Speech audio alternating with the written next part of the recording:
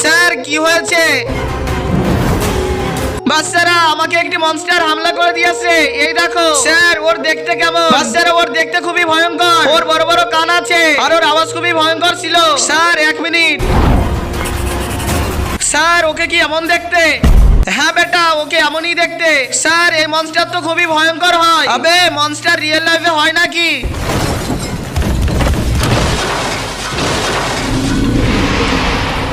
বাচ্চারা মনে হচ্ছে ও এসে গেছে। স্যার ভয় পাবেন না, এটা একটি বোকামি। বন্ধু তুমি যদি মেয়ে হও ভিডিওতে লাইক করো, আর তুমি যদি ছেলে হও চ্যানেলটি সাবস্ক্রাইব করো এবং কমেন্টে লিখে যাও তুমি ছেলে নাকি মেয়ে।